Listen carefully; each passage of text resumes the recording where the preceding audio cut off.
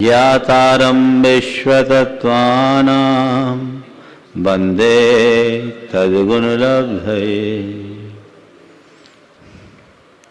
चलिए, कल हमने चौथे अध्याय के 11 सूत्रों की चर्चा हो गए थे।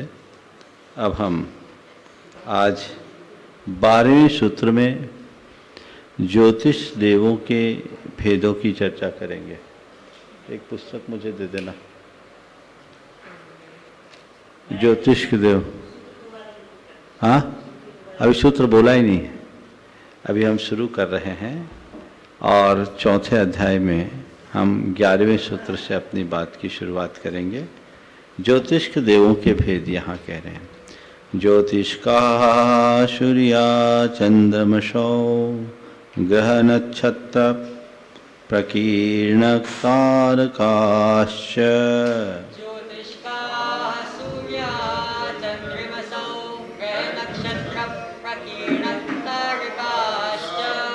ज्योतिष का सूर्या चंद्रमसो ग्रह नक्षत्र प्रकीर्णकारकाश्च।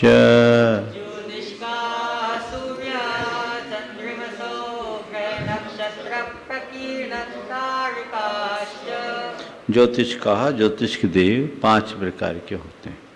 सूर्य, चंद्रमा, ग्रह, नक्षत्र और प्रकीर्णक तारे। ओम।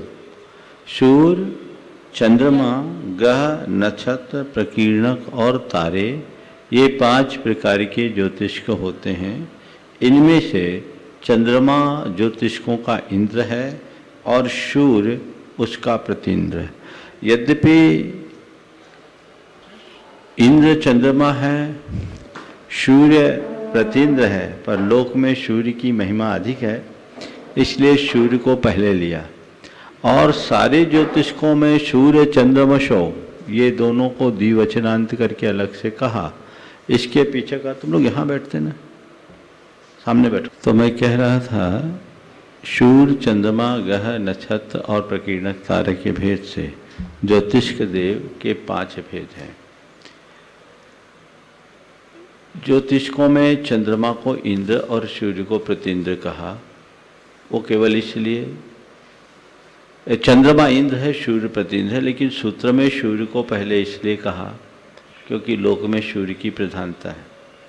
और सूर्य और चंद्रमा इन दोनों को पृथक रूप से किया क्योंकि सूर्य चंद्रमा की लोक में बड़ी महिमा है, प्रधानता है। तो उसे दर्शाने के लिए सूर्य चंद्रमसो ये 2 पद अलग कर दिया और ग्रह, नक्षत्र, प्रकीर्णक तारे को अलग रख दिया। ये सब ज्योतिष मध्यलोक में रहते हैं और इनका स्थान इस धरती से 790 योजन ऊपर जाकर शुरू होता है।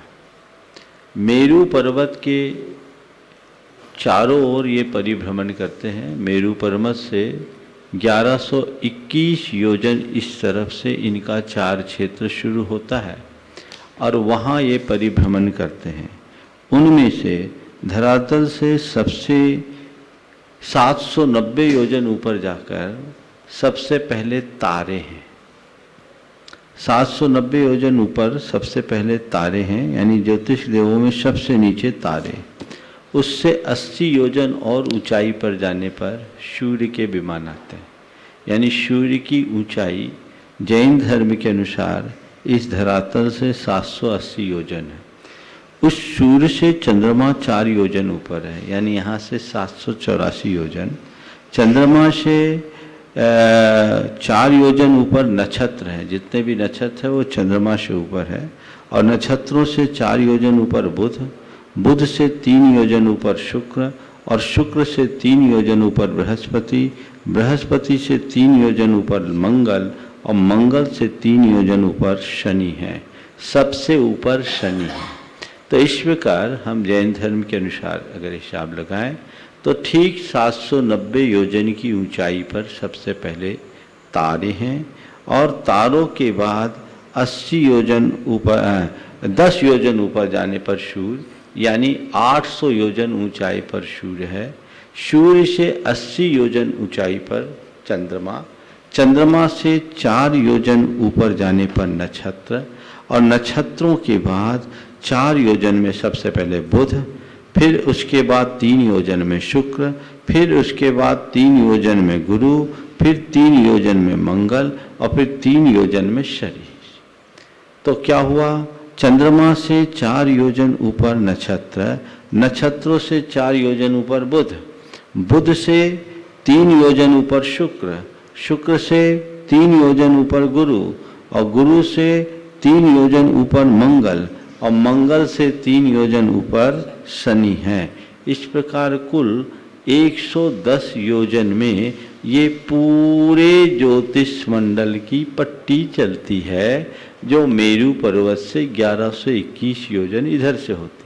इसमें बहुत सारी बातें हैं जो इन ग्रह नक्षत्रों के विषय में बताने की है। एक सूर्य के परिवार में कितने चंद्रमा है, एक चंद्रमा के परिवार में कितने ग्रह नक्षत्र आदि होते हैं, इन सब का वर्णन है, जिसकी अभी चर्चा हम नहीं करेंगे, आगे करेंगे। तो इन सब चीज़ों को हमें समझना है। तो इस तरीके से ये 110 योजन मोटाई की मोटी पट्टी पूरे मध्यलोक में ज्योतिष लोक की है। समझ गए, एकदम वातवलियों की सीमा तक। हाँ, 790 सबसे पहले तारे, 800 योजन में सूर्य, उससे 80 योजन ऊपर पर चंद्रमा, उससे 4 योजन ऊपर पर नक्षत्र, उससे 4 योजन ऊपर पर बुध, फिर बुध से 3 योजन ऊपर गुरु, गुरु से 3 योजन ऊपर शुक्र, बृहस्पति और गुरु एक ही हुआ ना? हाँ, गुरु से शुक्र, शुक्र से शुक्र से गुरु, बुध से ऊपर शुक्र, शुक्र से 3 योजन ऊपर गुरु, गुरु से 3 योजन ऊपर मंगल और मंगल से 3 योजन ऊपर शनि है। तो ये पूरी पट्टी है पूरे मध्यलोक में। समझ गया? चलिए अब ये क्या करते हैं, तो मेरु प्रदक्षिणा नित्यगतियो निलोके,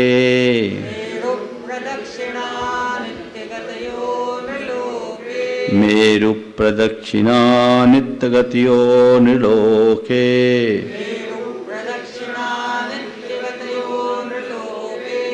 ये जितने भी ज्योतिष मंडल के देव हैं, ये निलोके मनुष्य लोक में मेरु प्रदक्षिणा, मेरु की प्रदक्षिणा देते रहते हैं और नित्य गतिशील हैं, नित्य गति वाले, एक पल को भी ये रुकते नहीं हैं, इनके विमान नित्य प्रति गमनशील रहते हैं। तो ये जितने भी ज्योतिष्क हैं, इनके विमान नित्य गमनशील रहते हैं। समझ गए?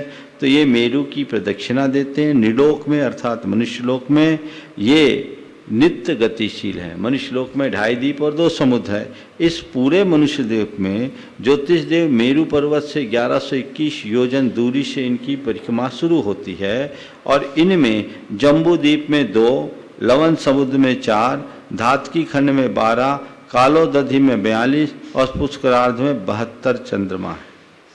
कितने? जम्बू द्वीप में 2, लवन समुद्र में 4, धातकी खंड में 12, कालोदधि में 42 और पुष्करार्ध में 72। तो कैसे हिसाब लगाएंगे? 2, 4, 12, 42, 72, 2, 4, 12, 42, 72। ठीक है, 2.5 द्वीप और 2 समुद्र। तो इनमें 2, 4, 12, 42 और 72। जम्बू द्वीप में 2 चंद्रमा, तो 2 चंद्रमा होंगे तो 2 सूर्य भी होंगे। समझ गया? इसी प्रकार लवन समुद्र में 4 चंद्रमा 4 सूर्य, धातकी खंड में 12 चंद्रमा 12 सूर्य, उसके बाद कालोदधि में 42 चंद्रमा 42 सूर्य और पुष्करार्ध में 72 चंद्रमा और 72 सूर्य बढ़ते गए। तो अब इनमें एक चंद्रमा के परिवार में एक सूर्य, यानी जितने चंद्रमा उतने सूर्य, जितना इंद्र उतना प्रतिन्द्र। तो एक चंद्र इंद्र के परिवार में एक सूर्य, 88 ग्रह, 28 नक्षत्र और 66,975 कोड़ा कोड़ी तारे। सीधा गणित है। कितना? एक चंद्रमा के परिवार में एक सूर्य, 88 ग्रह 28 नक्षत्र और 66,975 कोड़ा कोड़ी तारे। तो अपने यहाँ 9 ग्रह नहीं है, कितने ग्रह हैं? 88 ग्रह। चलिए, हाँ, नाम तो 5 ही बताए थे। 5 नाम बता दिए, भेद ज्योतिष को के 5 बताएं। और यहाँ सूर्य चंद्रमा की अपेक्षा बाद बुध, शुक्र, गुरु, मंगल और शनि का अवस्थान बताया। राहु केतु आदि की चर्चा यहाँ पर नहीं की। ग्रह भी 5 ही बताए। 5 ही बताए ना। 88 कैसे? ये 5 नाम वाले अनेक होंगे ना, ये है। अब तत्कृतः काल विभाग है, इन्हीं ज्योतिष देवों के गमन से काल का विभाग होता है। दिन रात आदि का जो वर्गीकरण है वह ज्योतिष देवों के परिभ्रमण से ही है। तो तत्कृतः काल विभाग, इन ज्योतिष देवों के गमन से काल का विभाग होता है। ज्योतिष देव जिस प्रकार से गमन करते हैं, हमारी जो भी सेकेंड, मिनट, घड़ी, घंटा, ये जो कुछ भी हम काल व्यवहार काल में निकालते हैं, सप्ताह, पक्ष, माहिन, महीना, वर्ष, ये किसके? सूर्य चंद्रमा आदि के गति के बल पर। समझ गए?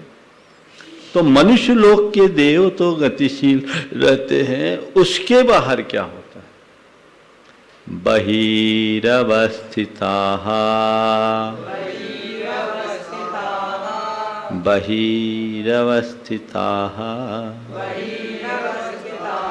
मनुष्य लोक के बाहर के जितने भी ज्योतिष देव हैं वे अवस्थित हैं, वो गमन नहीं करते। तो मनुष्य लोक के बाहर जितने ज्योतिष हैं वो जहाँ के तहाँ हैं, वहाँ न रात है न दिन। ये दिन रात का भेद कहाँ है? समझ गए? हाँ हाँ, सूर्य चंद्रमा सब जो जहाँ वहीं रहते हैं, बस जहाँ वहाँ जैसा रहता होगा ऐसे ही बीच के द्वीपों में सब भोग भूमि प्रतिभाग है। तो भोग भूमि में तो कल्प वृक्षों के तेज से रात दिन का भेद नहीं होता। स्वयंभू रमन समुद्र और स्वयंभू रमन द्वीप में भी दिन रात नहीं, सब अपनी जगह जहाँ के तहाँ रहते हैं, हमेशा एक सा बना रहता है। तो कुल मिलाकर ज्योतिष्क देव मनुष्य लोक में गतिशील रहते हैं, मनुष्य लोक से बाहर के ज्योतिष्क अवस्थित रहते हैं, अर्थात ज्यों के त्यों रहते हैं। चले आगे। अब भवनवासी हो गए, वेंतर हो गए, ज्योतिष्क हो गए, तो चौथा निकाय है वैमानिकाः। वैमानिकाः बोलो। अब हम वैमानिकों की बात करते हैं। वैमानिक शब्द बना है विमान से। विमान जो विशिष्ट मान यानी पुण्यशाली जीव जहाँ हो उसे बोलते हैं विमान। तो जिसमें रहने वाले जीव विशेष रूप से पुण्यशाली माने जाए, विशेषेण मानयन्ति तद विमान है, उसे विमान कहते हैं। और विमानों में जो देव उत्पन्न होते हैं उन्हें वैमानिक देव कहते हैं। समझ गए? तो विमानों में उत्पन्न होने वाले देवों को वैमानिक कहेंगे। और विमान क्या है? तो जिसमें रहने वाले जीव विशेष रूप से पुण्यशाली माने जाए, भी विशेषेण मानयन्ति। समझ गए?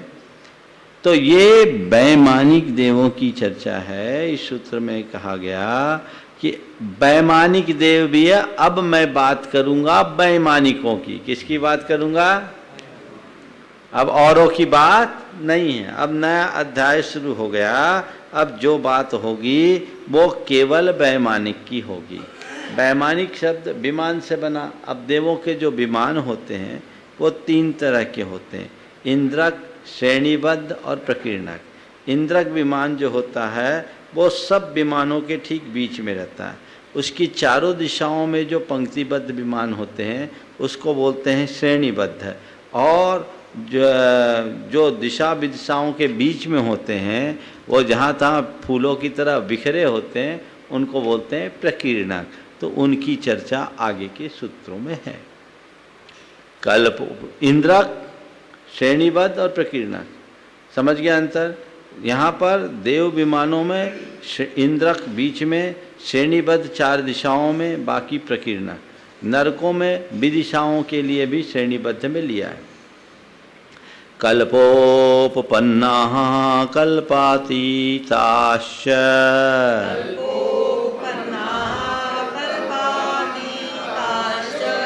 कल्पोपपन्नाः कल्पातीताश्च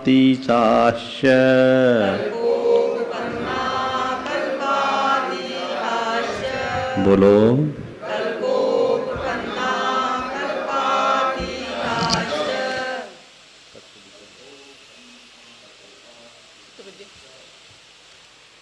वैमानिक देव दो प्रकार के हैं, कल्पोपपन्न और कल्पातीत। जहां इंद्र आदि 10 प्रकार के देवों की कल्पना हो उन्हें कल्पोपपन्न कहते हैं, और वहां रहने वाले देव कल्पवासी कहलाते हैं। 16 स्वर्गों को कल्प कहते हैं, क्योंकि 16 स्वर्गों में इंद्र, सामानिक आदि 10 प्रकार के देवों की कल्पना होती है। लेकिन जहाँ ऐसी कोई कल्पना न हो उन्हें कल्पातीत कहते हैं। तो हम आगे जिन सूत्रों में पूरे देवों की चर्चा करेंगे तो उस हिसाब से सौधर्म स्वर्ग से लेकर 16वें अच्युत स्वर्ग तक के देव कल्पोपपन्न कहलाते हैं, क्योंकि वहाँ के सभी देव एक समान नहीं होते। कोई इंद्र होता है, कोई सामानिक होता है, कोई त्रायस्तिंस होता है, कोई पारिषद होता है, कोई आत्मरक्ष होता है, कोई प्रकीर्णक होता है, कोई आभियोग होता है, कोई किलविष्क होता है, कोई लोकपाल होता है। तो ये पूरे के पूरे उसमें भेद है। तो ये भेद कहाँ तक है? 16वें स्वर्ग तक है, उससे आगे नहीं है। तो 16वें स्वर्ग तक के देवों को हम कल्पवासी कहते हैं। कल्पवासी की परिभाषा क्या हुई? जहाँ कल्प यानी इंद्र आदि 10 प्रकार के देवों की कल्पना हो उसे हम कल्पवासी कहेंगे। ये कल्पना कहाँ तक है? 16वें स्वर्ग तक है। ठीक है। उससे ऊपर के सारे देव कल्पातीत हैं, क्योंकि सभी देव समान होते हैं। न कोई इंद्र न कोई सामानिक, सब अहम इंद्र, सब बराबर होते हैं। इसलिए उन्हें क्या कहते हैं? कल्पातीत। तो आगे वैमानिक देवों की चर्चा बता रहे हैं कि ये कैसे होते हैं। ओपरियोपरि ओपरियोपरि, ये जितने भी कल्पवासी देव हैं ये एक इनके विमान एक दूसरे के ऊपर ऊपर है। ये कल्पादि क्या है? एक दूसरे के ऊपर ऊपर है। जैसे नरक में थे अधो अध, सप्ता धोध, यहाँ क्या है? ऊपरी ऊपरी, ऊपर ऊपर, एक के ऊपर एक। तो वो कैसे हैं, क्या है? ये अगला सूत्र। सौधर्मैशान शानत कुमार माहेंद्र ब्रह्म ब्रह्मोत्तर। बोलो।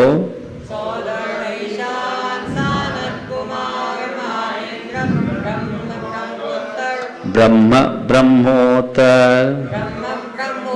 सौधर्मैशान शानत कुमार माहेंद्र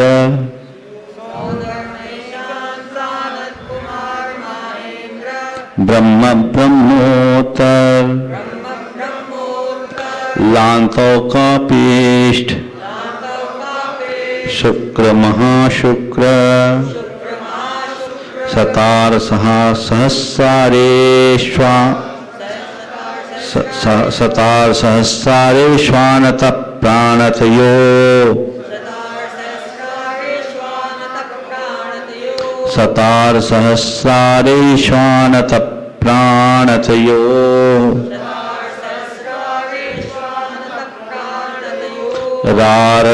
रारणाच्युतयोर रारणाच्युतयोर नवसुग्रैवेकेषु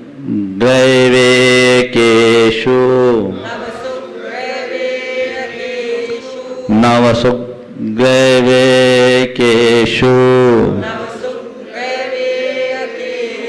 विजय वैजयंत जयंता पराजितेषु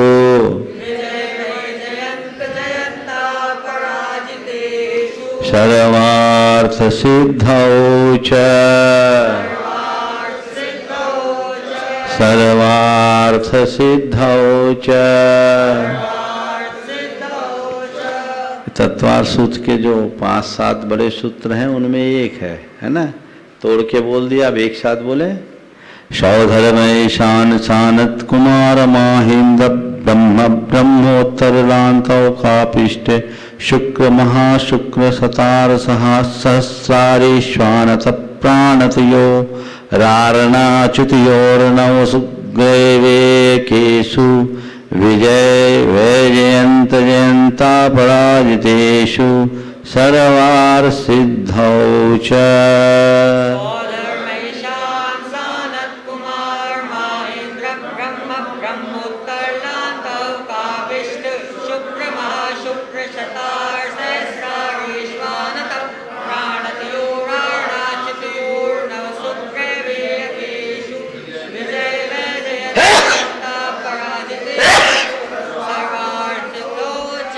एक बार और, बहुत सुंदर। सौधर्मैशान सानत कुमार महेंद्र ब्रह्म ब्रह्मोत्तर लांतव कापिष्ट शुक्र महाशुक्र शतार सहस्रारेश्वानत प्राणतयो रारणाच्युतयोर नवसुग्रैवेकेषु विजय वैजयंत जयंता पराजितेषु सर्वार्थ सिद्धौ च। सौधर्म ऐशान दो का जोड़ा है।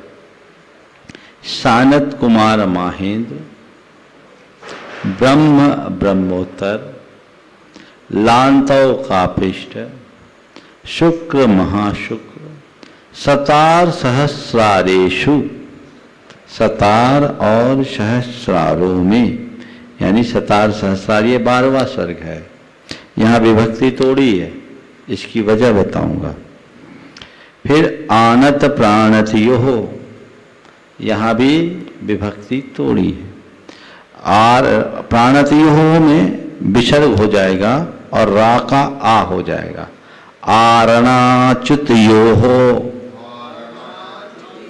यानी आरण और अच्युत में, यहाँ भी विभक्ति तोड़ी है। नवसु ग्रैवेकेषु, 9 ग्रैवेकों में, यहाँ भी विभक्ति तोड़ी है। 9सु में और ग्रैवेकेषु में, यानी 9 ग्रैवेकों में और 9सु से निकालेंगे 9 अनुदिशों में। विजय वैजयंत जयंत अपराजितेषु, विजय वैजयंत जयंत और अपराजित विमानों में। तथा च सर्वार सिद्धौ, और सर्वार सिद्धि में। ये देवों का निवास है, ये देवों के कल्प हैं, विमान हैं। इनमें कल्पवासी और कल्पोती कल्पातीत देव निवास करते हैं। इस सूत्र को बहुत अच्छे से समझना है। पहले तो हमें सबके नाम याद होना चाहिए। कौन कौन से गिनाओ? सौधर्म ऐशान, सानत कुमार माहेंद्र, ब्रह्म ब्रह्मोत्तर, लांतव कापिष्ट, शुक्र महाशुक्र, सतार सहस्रार, आनत प्राणत, आरण अच्युत, 9 ग्रैवेक, 9 अनुदिश और 5 अनुत्तरों में विजय वैजयंत जयंत अपराजित और सर्वार सिद्धि। ठीक है, ये तो सामान्य अर्थ हुआ। अब ये 16 स्वर्गों का अवस्थान कैसे है, इन सब की चर्चा हम बाद में करेंगे। पहले इस सूत्र में जो विभक्तियां तोड़ी है, इनको पहले समझ लें कि सूत्र क्या बोलता है। सबसे पहले सतार सहस्रारेषु बोला है ना, तो सतार सहस्रार इस स्वर्ग तक, यहां विभक्ति तोड़ने के कुछ खास कारण है। सबसे पहली वजह ये कि घातायुष्क जीवों की उत्पत्ति 12वें स्वर्ग तक ही होती है। लिख लो, घातायुष्क जीवों की उत्पत्ति 12वें स्वर्ग तक ही होती है। घातायुष्क, अब घातायुष्क क्या होता है ये बताना पड़ेगा। पहले लिख लिया, घातायुष्क जीवों की उत्पत्ति कहां तक होती है? 12वें स्वर्ग तक ही होती है। ये घातायुष्क क्या होता है? जिस जीव ने पूर्व में देवों की अधिक आयु का बंध किया और मरण के काल में उसके परिणाम बिगड़ गए, तो वह अपनी भावी आयु का अपवर्तनाघात करता है, यानी उसको रिड्यूस कर लेता है। कौन सी आयु को? भावी आयु को। तो मान लीजिए कोई देव था, उसने ऊपर के स्वर्गों की आयु बांधी, आगम के अनुसार अनुत्तर विमानों की भी आयु बांध ले। अंत में अनुत्तर आयु की आयु, अनुत्तर विमान की आयु कोई मुनिराज ही बांध सकते, कोई दूसरा नहीं बांध सकता। तो मान लीजिए कोई मुनिराज ने अनुत्तर विमान की आयु का बंध किया और मरण के समय उनके परिणाम बिगड़ गए, तो उनकी आयु का घात होगा। और वो अगर सम्यक दृष्टि हैं तो सौधर में शान स्वर्ग तक कहीं भी जन्म ले सकते हैं, और मिथ्या दृष्टि होंगे तो भवन अतरिक में भी आ सकते हैं। समझ गए? तो ऐसा जीव 12वें स्वर्ग से ऊपर नहीं जाएगा। हाँ, भावों से ही घात होती, कोई कुल्हाड़ी लेके थोड़ी घात करेंगे। भाव दीपायन मुनि ने देवों के सर्वोत्कृष्ट अनुभाग का बंध किया था, यानी अनुत्तर विमानों की उत्कृष्ट आयु का बंध दीपायन मुनि को हुआ था। अंत में जब उन पर उपसर्ग हुआ और वो अपने परिणाम नहीं संभाल पाए, द्वारिका में आग लगाई, तो उसके परिणाम स्वरूप अपनी आयु का घात कर लिए और 1.5 पल्ले की आयु लेकर अग्नि कुमार देवों में उत्पन्न। कहां उत्पन्न हुए? इसको बोलते हैं घातायुष्क। तो कोई ऐसा जीव जो घातायुष्क होगा, वो कहां तक उत्पन्न होगा? 12वें स्वर्ग तक ही। ये सिद्धांत का एक विशेष विषय से याद रखना। 12वें स्वर्ग तक ही क्यों होगा, उससे ऊपर क्यों नहीं? क्योंकि उससे ऊपर के जीव नियमतः शुक्ल होते हैं। क्या होते हैं? शुक्ल लेशा में आयु का घात नहीं होता। ठीक है? तो 12वें स्वर्ग तक उत्पन्न होंगे। अब वहां उनकी आयु कितनी होगी? तो 12वें स्वर्ग की सामान्य आयु 18 सागर है, पर ये 18 सागर वाले नहीं होंगे, 18 सागर प्लस होगी। सम्यक दृष्टि होंगे तो आधा सागर ज्यादा, और मिथ्या दृष्टि होंगे तो पल्योपम के असंख्यात विभाग अधिक। तो पहली विशेषता 12वें स्वर्ग की, 12वें स्वर्ग तक ही घातायुष्कों की उत्पत्ति होती है। तो आगे सूत्र आएगा, उसमें 12वें स्वर्ग तक के देवों की आयु में ही हम अधिक लगाएंगे। ठीक है? दूसरा, 12वें स्वर्ग तक से ही जीव तिर्यंचों में उत्पन्न हो सकता है। 12वें स्वर्ग का देव मरकर कुत्ता हो सकता है।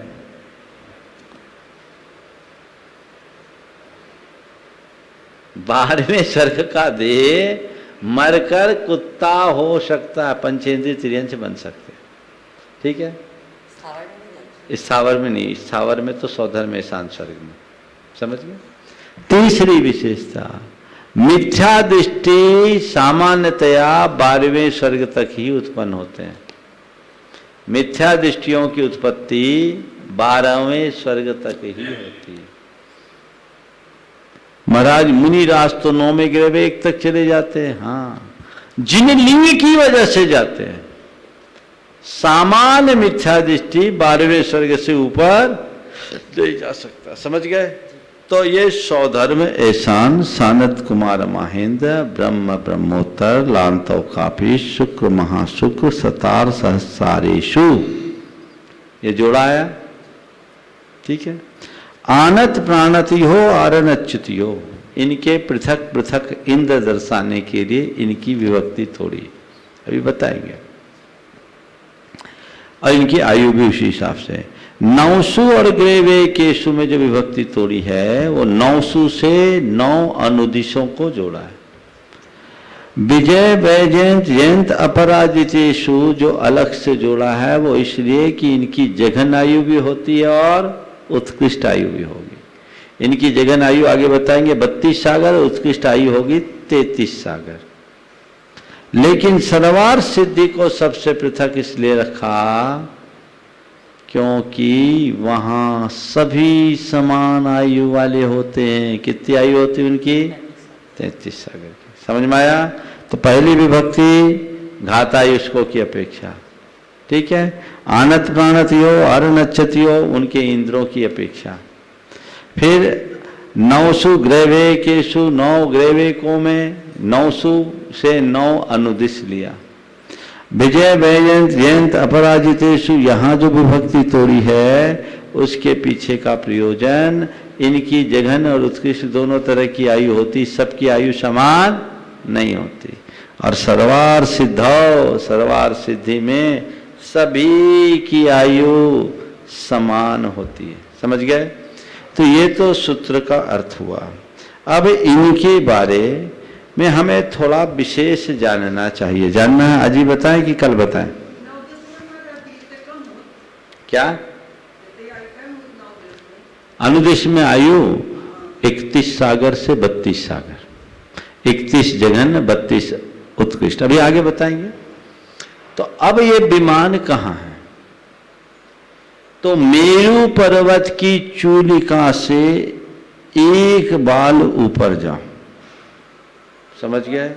एक बाल का गैप है बस, ये अपना बाल होता है ना। मेरू पर्वत 1,40,000 योजन ऊंचा है, जिसमें 1000 योजन उसकी नींव है। इस भूतल से 99,040 योजन है। तो इस धरती से 99,040 योजन ऊपर जाने पर सौधर्म एहसान स्वर्ग का ऋतु विमान आता है। और वो कितने तक है? तो 1.5 राजू ऊपर तक है। सौधर्म एहसान स्वर्ग कितने ऊपर तक है? 1.5 राजू ऊपर। वहां से 1.5 राजू ऊपर जाएंगे तो सानत कुमार महेंद्र कल्प का युगल विमान, सानत कुमार महेंद्र कल्प के विमान है। उसके अंतिम इंद्रक का जो ध्वजदंड है उससे लेकर आधा राजू ऊपर जाएंगे तो ब्रह्म ब्रह्मोत्तर कल्प युगल है। इसके अंतिम इंद्रक के ध्वजदंड से लेकर आधा राजू ऊपर जाएंगे तो लांतो कापिष्ट के कल्प युगल है। इसके आधा आधा राजू ऊपर जाए तो शुक्र महाशुक्र सतार सहस्रार आनत प्राणत आरण अच्युत कल्प स्थित है। मतलब 16वां सर्ग यहां से कितने ऊपर है?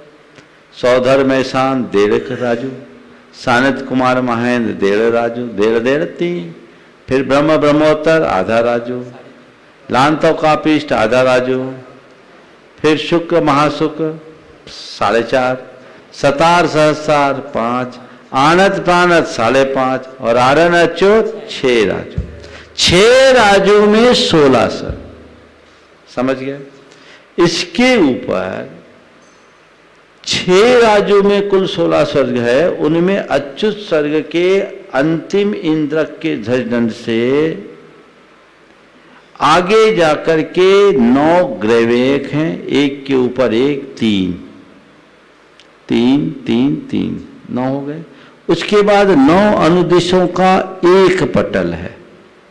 समझ गए, 8 दिशाओं में और एक बीच में। इसके बाद 5 अनुत्तर में है तो सर्वार सिद्धि इंद्रक है और 4 पटल ऐसे है। तो ये स्वर्ग विमानों का वर्णन है। प्रत्येक विमानों में जो अंतिम इंद्रक है उससे अगले विमान में असंख्यात करोड़ योजन का गैप है, आकाश है। जैसे सौधर में शांत स्वर्ग का अंतिम इंद्रक है, उस अंतिम इंद्रक के प्रत्येक कल्पों के ऊपरी इंद्रक में ध्वज दंड है। उस ध्वज दंड से अगले कल्प के प्रथम विमान में असंख्यात करोड़ का योजन का अंतर है बीच में। मैंने ऐसा नहीं समझना सौधर में एहसान खत्म हुआ और वो आ गया, असंख्यात करोड़ योजन का गैप। मेरु पर्वत के बाल बराबर, चूलिका के बाल से बाल बराबर है। माने मेरु पर्वत पर हम लोग चाहे कि टॉप पे चूलिका पे कोई बैठ जाए तो गुंजाइश नहीं है। तो इस प्रकार ये सौधर्म स्वर्ग से लेकर सर्वार सिद्धि तक के विमानों का अवस्थान है। स्वर्ग में कुल 63 पटल है। हम जैन तत्व विद्या बताते समय पूरा बता चुके, इसके विषय में कल और विस्तार से बता देंगे। आज इतना समझो कि ये जो 16 स्वर्ग है, इन 16 स्वर्गों में 12 इंद्र हैं। कितने इंद्र हैं? सौधर्म ईशान सानत कुमार महेंद्र, ये 4 तो ये हो गए। सौधर्म ईशान सानत कुमार महेंद्र 4 ये हो गए। ब्रह्म ब्रह्मोत्तर में एक ब्रह्मेंद्र, शुक्र महाशुक्र में आपके जाकर के महाशुक्र इंद्र, लांतव कापिष्ठ में लांतव इंद्र, फिर सतार सहस्रार में सहस्रार इंद्र, आनत प्राणत आरन अच्युत के 4 इंद्र। तो 4 पहले के, 4 बाद के और बीच के 8 में 4, तो ये कितने हो गए टोटल? 12 इंद्र। तो ब्रह्म ब्रह्मोत्तर कल्प में एक ब्रह्म इंद्र, समझ गए। लांतव का ब्रह्म ब्रह्मोत्तर कल्प में ब्रह्म इंद्र, लांतव का पृष्ठ में लांतव इंद्र, शुक्र महाशुक्र में महाशुक्र इंद्र और सतार सहस्रार में सहस्रार इंद्र। आनत प्राणत आरन अच्युत, ये इस प्रकार ये पूरे के पूरे इंद्रों की संख्या है।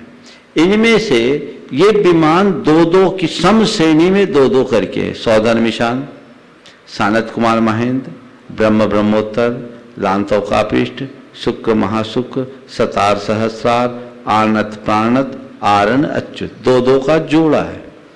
ये लोग दिख रहा है आप लोगों को, ये 2-2 जोड़े दिख रहे हैं ना, ठीक है। इसमें उर्दू लोग दिखा देता हूं।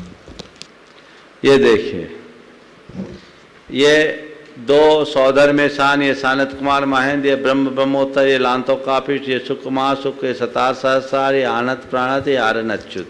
इसके बाद 9 ग्रवेक, 9 अनुदिश, 5 अनुत्तर और ऊपर सर्वासिद्धि आपके सिद्ध शिरा है। तो इस प्रकार ये पूरा का पूरा लोक है। लोक में यहाँ से यहाँ तक 6 राजू, कोई बड़े नक्शे में अगर स्क्रीन पर दिखा सके तो उसमें पूरा समझ में आ जाएगा।